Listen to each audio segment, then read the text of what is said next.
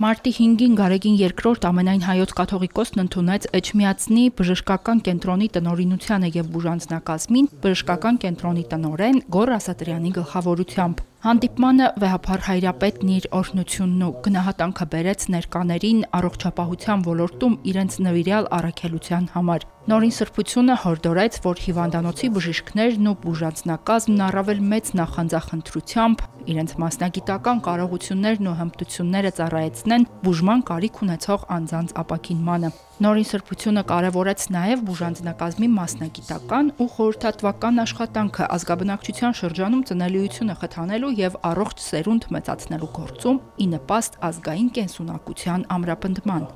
Էջմիածնի բժշկական կենտրոնի տնօրեն Գոռ Ասատրյանը հայոց հայրապետին տեղեկություններ փոխանցեց բուժհաստատության ձեռքբերումների եւ գործունեության մասին, ընդգծեց, որ այն շարունակում է վերանորոգվել, բարելավել պայմանները, համալրվել բժշկական նոր սարքավորումներով եւ անձնակազմով։ Այս փոփոխությունները բարձրացնում են բուժսպասարկման որակը եւ վստահությունը ազգաբնակչության շրջանում։ Հանդիպման անդրադարձ կատարվեց նաև առողջապահության ոլորտում առկա խնդիրներին։ Վերջում ամենայն հայոց կաթողիկոսը Աստծո զորակցությունը հայցեց բուժաշխատողներին իրենց առաքելության մեջ։ Հերմինե Հակոբյան, Վռամ Խանամիրյան, Եկեղեցական կյանք։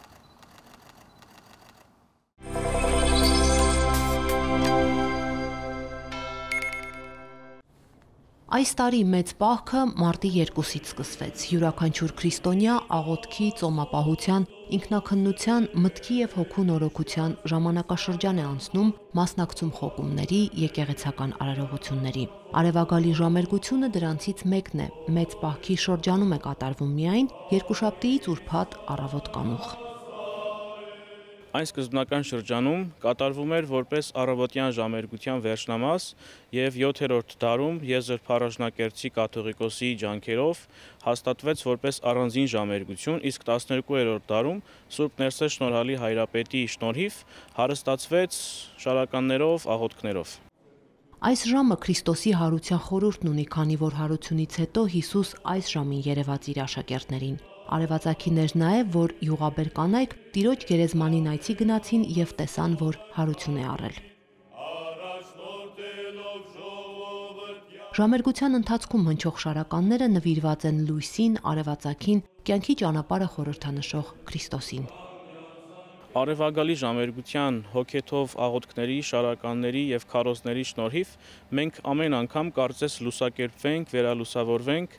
որովհետեւ աղոթների մեջ ասվում է արեգակի ծագելու պես խնդրում ենք Տիրոջը, որպեսզի լույս ծագեցնի նաև մեր հոգիներում եւ հաղորդ դարձնի իմանալի ճշմարիտ արեգակին, որ Քրիստոս է։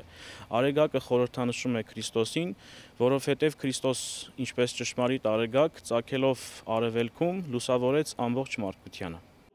Այս ժամերգությունը հավատացյալին հիշեցնում է նաև Քրիստոսի երկրորդ գալստյան եւ արդարների հարության մասին։ Հոգևորականները հորդորում են բոլորին մասնակցել արևագալին ու նախապատրաստվել մեր կյանքը լույսով ու հավատով լցնող մեծագույն տոնին Սուրբ Հարությանը։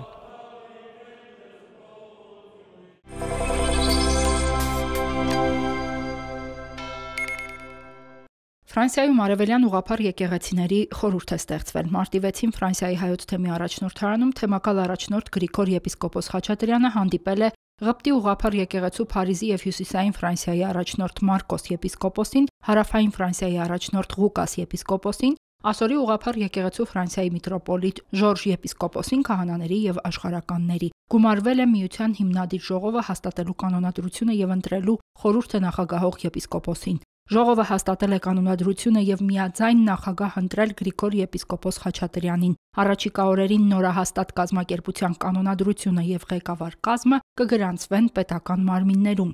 Ֆրանսիայի արևելյան ուղղափառ եպիսկոպոսների խորհուրդ կոչվող միության նպատակներից է առանձին կազմակերպությամբ ներկայանալ Ֆրանսիայի իշխանություններին եւ եկեղեցական կառույցներին, ինչպես նաեւ միասնական ջանքերով կազմակերպել հոգեվոր մշակութային միջոցառումներ։ Ընդառաջելով Գրիգոր եպիսկոպոսի խնդրանքին նորահաստատ միության անդամները միության անունից ստորագրել են համատեղ կոչ հայտարարություն Բաքվում պահվող գերիալ հայորդիներին անհապաղ եւ անվերապահ ազատ արձակելու պահանջով։ Հերմինե Հակոբյան, Եկեղեցական կյանք։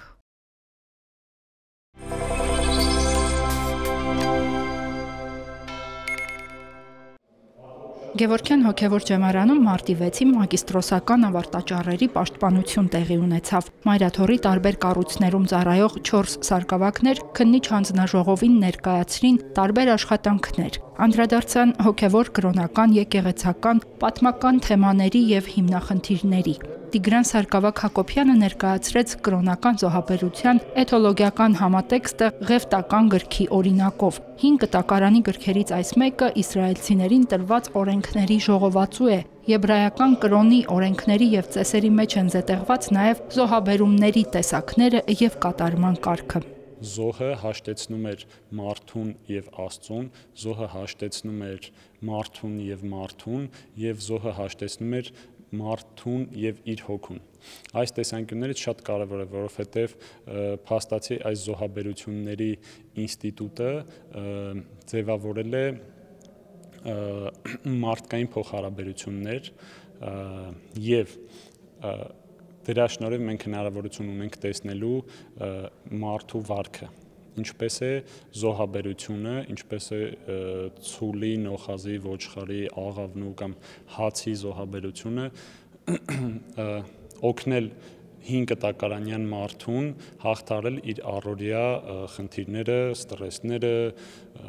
պարզ երաշտը կամ պատերազմի ժամանակ առաջացած արհավիրքները։ Հայոց եկեղեցում Սուրբ Սարգսի տոնին մագիստրոսական ավարտաճառով անդրադարձել է Ավետիս Սարգսակ Ավետիսյանը։ Տոնի մասին տեղեկությունները գալիս են դեռևս 4-րդ դարից։ Հնագույն այդ ժամանակից ձևավորված ավանդույթներ կան, սակայն տոնի կերպափոխությունները զարմանալիորեն շատ են եւ հասնում են մինչեւ մեր օրեր։ Մեր ավարտաճառի աշխատանքներում փորձել ենք ընդհանուր կերպով համ մշակութաբանական քննություն իրականացնել, համ ծիսաբանական։ Երկուսը մենք փորձել ենք համատեղենք մեկ աշխատության մեջ։ Երկուսից էլ մենք եզրակացություններ ենք արել, որ Սուրբ Սարգսի տոնը շատ մեծ փորձությունների միջով է անցել խորհրդային եւ հետխորհրդային շրջաններում, արդեն հետխորհրդային շրջանում մեծ զարթոնք է ապրել, իսկ դե խորհրդային շրջանում արդեն պարզ է, որ մեր ամբողջ սրբերին փորձել են իրենց բարձունքներից իջացնել եւ ցածրացնել իրենց սրբակենցաղ վիճակը։ Բացասական կերպարով է ներկայացված ուխտավորությունը, ուխտի գնալը, կրոնը ընդհանրապես, քանի որ դա խորհրդային շրջանն է։ Կարեն Սարգսակ Եղիազարյանը քրիստոնեության եւ հեթանոսության փոխհարաբերություններին, դրանց բախմանը, այդ բախման թողած հետևանքներին է անդրադարձել։ Մինչ քրիստոնեության պետական կրոն հռչակելը, ընդունելը, այս մենք չենք մոռանում, որ մեր հայերը ընդունում էին հեթանոսական կամ նախաքրիստոնեական կրոնը, ուստի այդ ժամանակաշրջանի ցիսապաշտական մարդկանց ապրելակերպի ժամանակաշրջանը շատ տարբեր էր։ Ուստի տվյալ կրոնը բախվելով քրիստոնեությանը պարզ է դառնում, որ ունի նաև իր հետքերը։ Պալիատիվ խնամքի գործում հոգևոր եւ հոգեբանական միտումներն ուսումնասիրել է Գրիգոր Սարգսակ Թադևոսյանը։ Պալիատիվ խնամքի գլխավոր նպատակը անբուժելի հիվանդությամբ տառապող, հաճախ արդեն մահվան սպասող մարդկանց տառապանքը թեթևացնելն ու կյանքի որակը բարձրացնելն է։ Դրա հոգևոր միտումները Գրիգոր Սարգսակը ուսումնասիրել է Ֆանարջյանի անվան ուռուցքաբանական կենտրոնի պալիատիվ բաժանմունքում։ Իր ուսումնասիրության համար կատարել է նաև հարցազրույցների մեթոդով հետազոտություն։ Տարեկան մոտ 35 միլիոն մարդ կարիք է ունենում պալիատիվ խնամքի, որից 6%-ը երեխաներ են։ Եվ այս պալիատիվ խնամքի մեջ մենք փորձել ենք կարևորել նաև հոգևորականի դերը կամ վեր բարձրացնել, որովհետև մարդիկ, ովքեր ունեն պալիատիվ խնամքի կարիք, ունեն նաև հոգևոր աջակցության կարիք։ Մարդիկ շատ քիչ են ցանկանում խոսել մահվան մասին։ Մարդիկ հիմնականում մահվան մասին խոսում են, երբ ազատ, երբ եկեղեցու ներսում են գտնվում կամ հոգևորականի հետ են խոսում սրա մասին, այդ ժամանակ արդեն իրենց մոտ ոնց որ վառ լույսի պես արկայծում է այդ հավերժական կյանքի գաղափարը։ Մագիստրոսական ավարտաճառերի պաշտպանությունը հաջող անցավ։ Քննիչ հանձնախումբը լսեց Գևորգյան հոգևոր ջեմարանն ավարտած մագիստրոսներին։ Մանրամասն ներկայացվեցին նաև թեզերի ղեկավարների եւ ընդդիմախոսների կարծիքները։ Այնուհետև կարճատև խորհրդակցությունից հետո հայտնի դարձան հանձնաժողովի գնահատականները։ 4 մագիստրոսներն էլ հաջողությամբ պաշտպանեցին իրենց ավարտաճառերը։ Հերմինե Հակոբյան, Հարություն Տոլանյան, Եկեղեցական կյանք։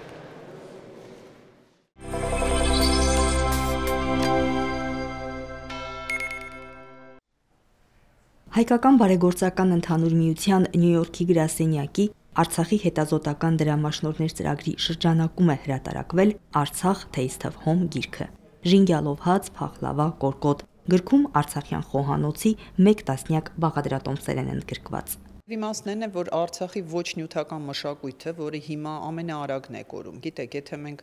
այն ամբողջ ցավը, որ ունենք Գանձասարի դադիվանքի ու մնացած վանքերի վերաբերյալ աշխատանք է տարվում նյութական ժառանգության, այս առումով շատ արագ է կորուստը, այսինքն բարբառը, խոհանոցային տրադիցիաները, այն ամեն ինչը ինչ որ համայնքներ պահում, հիմա ցրվում է ու այդ հատվածականության պատճառով, որ մարդիկ միասին չեն ապրում, շատ ենթակա է անդառնալի փոփոխությունների։ Մենք փորձում ենք դա պահել, ֆիքսել։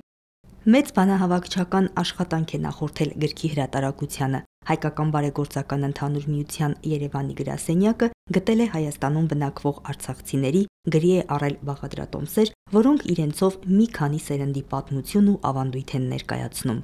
Այսինքն դու պարզապես չես կարող մոտենալ փախլավային ու կամ չգիտեմ ժենգյալով հացին, դա ունի իր պատմությունը, այն ամբողջ բարդ միասնությունը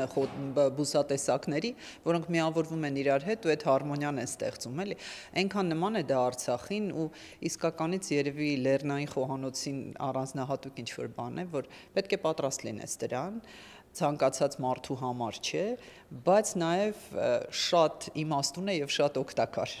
Հիմա Հայկական բարեգործական ընդհանուր միությունը զբաղված է Արցախի խոհանոցի համար բիզնես պլանների մշակմամբ, ասում է Մարինա Մխիթարյանը։ Իսկ Հայկական բարեգործական ընդհանուր միության իրականացրած նախորդ ծրագրի շնորհիվ արցախցի շատ կանայք որպես մասնագետ խոհարարներ արդեն աշխատում են առաջատար ռեստորաններում։ Կանայք վերաիմաստավորելով պրոֆեսիոնալ արդեն ձևաչափում այն ինչ իրենք արել են, իրենց մայրերը, տատերը ու սերունդներով արել են, նաև վերապրում էին այդ մշակույթը ու փորձում էին վերաձևակերպել իրենց համար այդ մշակույթը։ Ինչպես անել, որ այդ մշակույթը տեսանելի լինի, ինչպես անել, որ մատուցման ձևը ավելի հասկանալի լինի այս աշխարհին, որովհետև մենք միշտ այդ հաղորդակցության խնդիրը ունենք։ Մեր մշակույթը շատ ինտրովերտ է հաճախ եղել ու մենք ներսում ենք այդ մշակույթը զարգացրել ու եփվել դրա մեջ, բայց դրա մատուցման համար միշտ չի, որ ունենք հմտություններ բավարար։ Այս նենց հետաքրքիր թերապիա էր այն բոլոր արցախցի կանանց համար, ովքեր մասնակցեցին։ Ավելի քան 5000 տպաքանակով գիրքն անգլերեն է, ոչ միայն սփյուռքահայ ընթերցողին հասանելի լինելու նպատակով։ Միությունը գիրքը բաժանել է նաև տեղական եւ միջազգային գործընկեր կազմակերպություններին, այդ կերպ եւս փորձելով օգտակար լինել արցախյան հարցի հանրայնացմանը։ Գիրքը հնարավոր է գնել agpu.org պաշտոնական կայքում։ Սոնա Խաչատրյան, Հարություն Տոլանյան, Եկեղեցական կյանք։